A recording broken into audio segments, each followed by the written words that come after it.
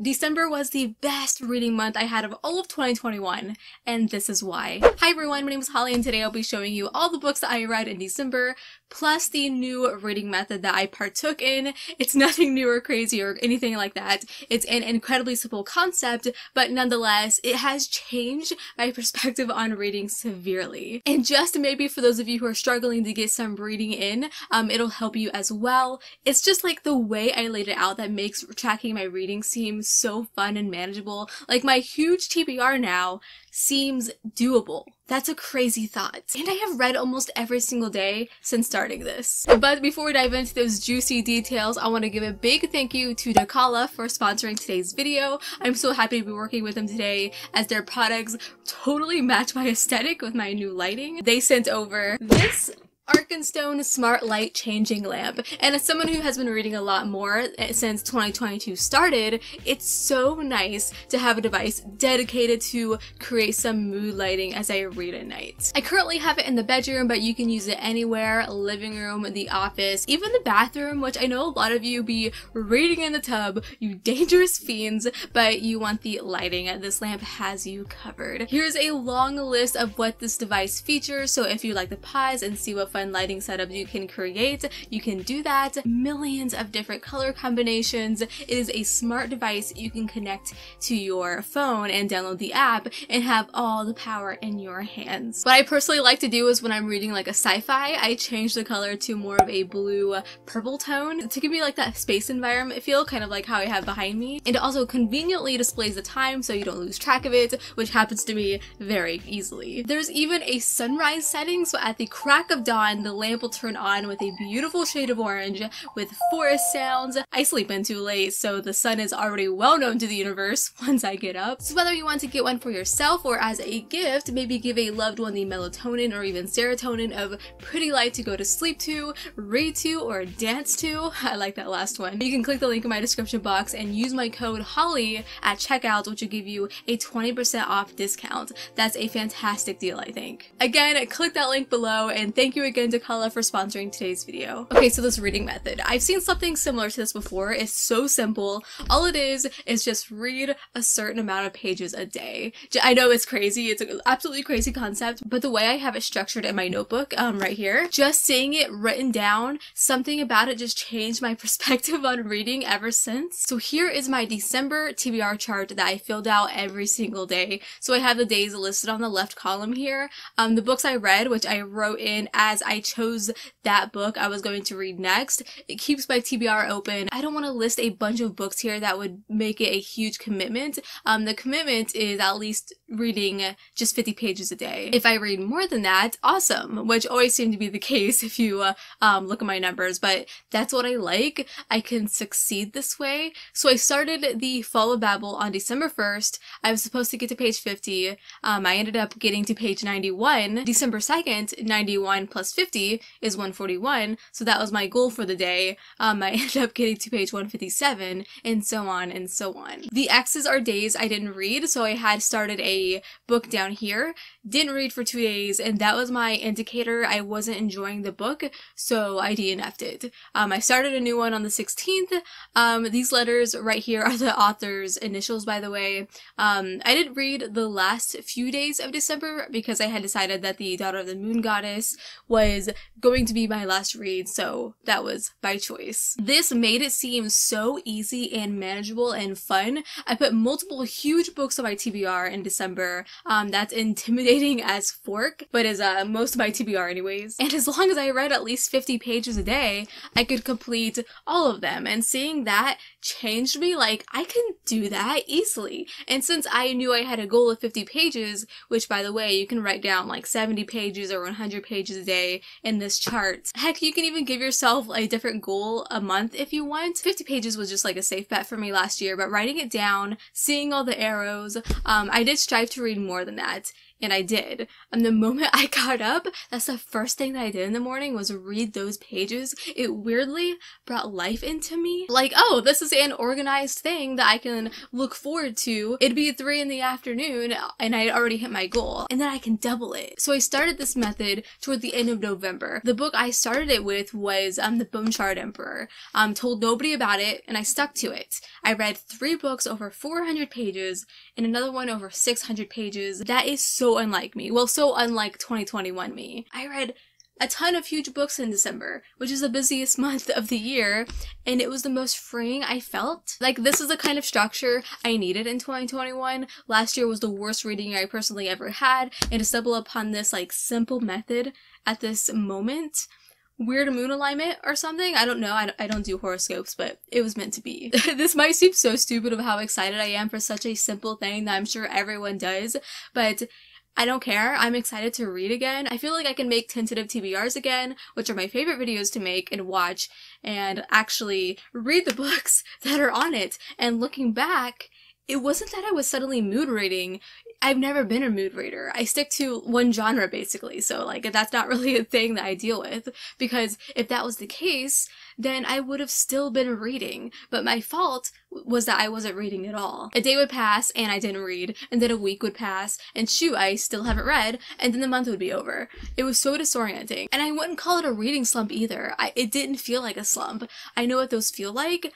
I was just disorganized, losing track of time so easily. Writing this method down and seeing it in front of me is pure gold, and I will be doing this every month. I'm already hitting every day so far in January, and in my January wrap-up, maybe I'll show off my completed chart if that's what you guys want. Maybe we can make that a new tradition. Okay, so enough talking about the method, let's talk about the books. And the first one I finished at the end of November 2021 was the Boneshard Emperor. As always, this will be spoiler free. I never do spoiler reviews, so you don't have to worry about it. So I had been waiting for the sequel since reading the ending of its predecessor, The Boneshard Daughter, and that ending revealed some pretty crazy mystery that had my brain churning. And finally, we get some answers here. It picks up pretty much where the first one left off. It has all the same great world building, imagination, and excitement, and the ending was so good. I didn't expect Andrea Stewart to just like throw us into a huge battle scene war, but we got it here. What I really loved is we got to see so much more of my 2 favorite characters, Falu and Renami. Their backs must hurt because they carry the story, in my opinion. I mean, trust me, I love the other characters, but there's something about their dynamic that is just so perfect and the most interesting to read when they are on the same page together. Even when they're not on the same page together, just reading them individually is great. Now, what I didn't like about this sequel is the romance. You're not surprised in the least bit, I know, which I knew was coming, so I tried to prepare for it. But I was still like kind of disappointed by it. The way it comes to be through arguing and a lot of bickering, which is like my least favorite type of romance. I'm sure the romance is fine for everyone else, but I kind of wish it just stayed a friendship. Of course. I'm so lame.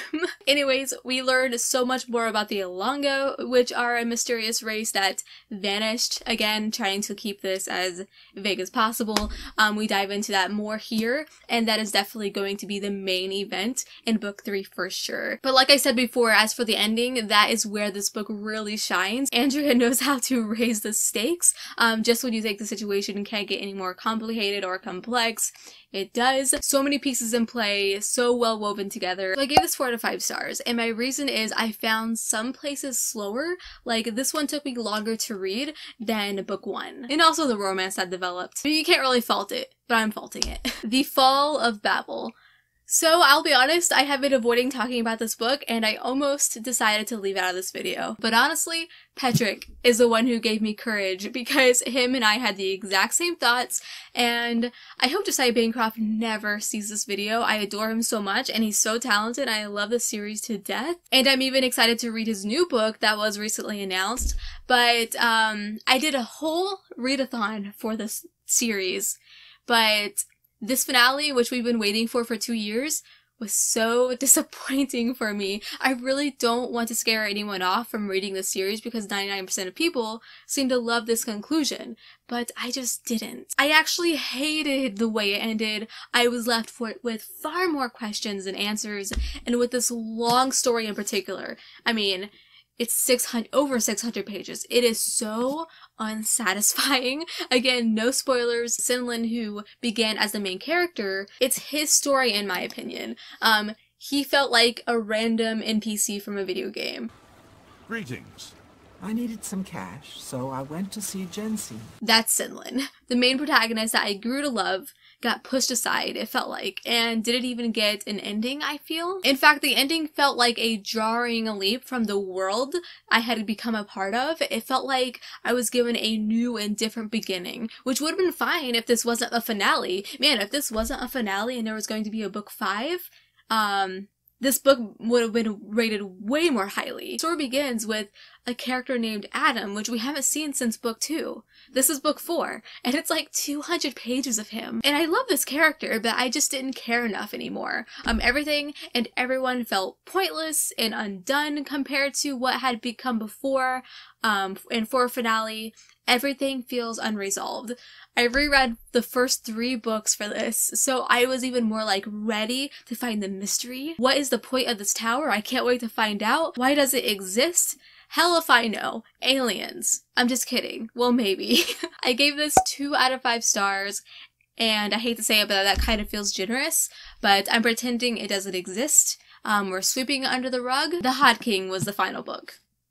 That's how I'm ending it. The Bone Spindle. So this is my unfortunate read of the month. Well, I guess you could say the Fall of Babel was, but my DNF, okay? It's a new YA fantasy, comes out this month. I was totally captured by its cover and the pitch of Sleeping Beauty meets Indiana Jones. Like, how the hell can you mash up those two? So at the very beginning of the story, we are told about the kingdom of Andar, and the king and queen have 4 children, but one of them, their son named Briar Rose, a nice little gender flip right there, is sickly, and one of the witches who are like the fairies in Sleeping Beauty offers a bargain to help him in exchange for forbidden knowledge. Unfortunately, some mishaps happen, and the witch curses the son. As you guessed it, it puts him in a deep sleep, and a big war happens. And eventually a legend is passed down, and that one day a girl could awaken the prince and will restore the kingdom. So there you have it. That's the lore. And I'll be honest, upon reading that prologue, I thought that's a bit too on the nose. But thankfully, the author completely does make it original. So skip ahead 100 years, we follow Flor, the girl on the right side on the cover here. She's a treasure hunter, and we quickly meet our second protagonist, Shane, the girl right here on the left. She is a hot-tempered huntsman for hire. Honestly, I feel like their facial expressions on the cover fit their personalities. We got the sassy, outspoken character, and then the brainy, more calm character. I thought it was actually a really good duo, and keep in mind, they're teenagers, and they act like teenagers. They do bicker and argue a ton, which always bothered me. It is a common thing in YA, so keep that in mind. So Shane finds an ancient map, which leads to treasure basically, so of course it's full of traps, and that leads to the main adventure. So what really hammered the nail in the coffin for me, you know what it is. The romance. Before you dislike this video, I want to say I knew there was going to be romance in this. The blurb is literally, kiss the prince, break the curse. And when I do take chances on YA, I like to hope that maybe the romance won't be so bad this time. And unfortunately, that isn't the case here. The romance is super blunt. Both characters find their love interest almost immediately, and it's mushy AF. I know it's my fault, it isn't the book, so there's nothing wrong with the book. I thought the romance was going to take a little longer to get to, and maybe only one character was going to be the center of it, but they both fall head over heels for strangers, so I DNF'd it. About 100 pages in, I could just kind of tell that was where the romance is going to take over and flooding the chamber, so to speak. So if you like heavy romance, then this one is for you. And then I read Bad Gods, so I was really excited to get to this because of the cover and blurb. This is a reprint of a book called Babylon Steel, which came out in 2013. It's been rebranded, and I think that was very smart because if I saw the original cover, I would have never given this a shot. It's a very adult fantasy where we follow Babylon, and she's the owner of a brothel, but she's having a lot of money problems. Some of it might be a tax invasion.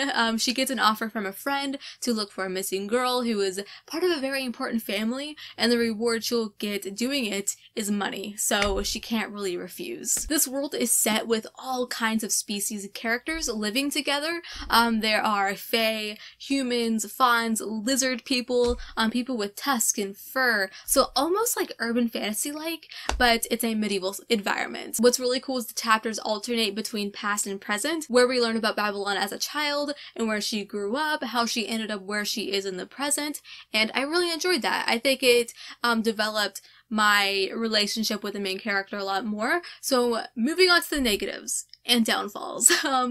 I thought this was going to be way funnier and humorous than it really is. The new cover, in my opinion, looks comedic, and these characters look so lively, but no one had a standout personality at all to me. And sure, there are jokes every now and then, but it's smut without good characters or plot. The sexual parts were quite serious and uncomfortable. There's literally a chapter of little girls being taught to give pleasure, and I thought, this isn't funny anymore. This is just uncomfortable. I gave this one 2 out of 5 stars. The mystery was enough for me to finish it, but I was just reading it with this look on my face the whole time. Also, this is the character I wanted to see the most of, and you don't really. Okay, the last book I read in 2021 was The Daughter of the Moon Goddess. This is a very hyped debut novel with beautifully written Chinese mythology in the genre of fantasy. Specifically, and it seems to be the theme of this video, and I'm so sorry that it is, a romantic fantasy. I didn't realize that until an angsty love triangle entered the chat. I'll start with what I really loved, and that was the immersion into Chinese folklore and mythology, the beautiful descriptions of the clothing, food, and mythical lands. It just felt so epic to go on this journey with our main character who, while being an immortal deity, is seeing everything for the first time as she has never been away from home. Honestly, I feel like this book shines the most about 30% of the way through because the beginning moves very quickly, and not in terms of pacing, where like scenes just don't last long. In fact, there's a lot of time jumps. The character is going from one place to another, and then 2 years go by. So it definitely felt like the author wanted to convey a lot of world building and character building quickly. And then finally we get into like the juice of the story. Despite this being the first in a duology, the main story was wrapped up really well without any cliffhangers, so it can be read as a standalone, which is fantastic. I gave this one 3 out of 5 stars. I think my fault was I went into it with way too high expectations, and I think I would have enjoyed it more if my expectations were much lower, and I had known romance was going to be as prominent as it was. So that is going to be it for my November/December wrap-up. The little reading method I'm doing seems to be working really well for me.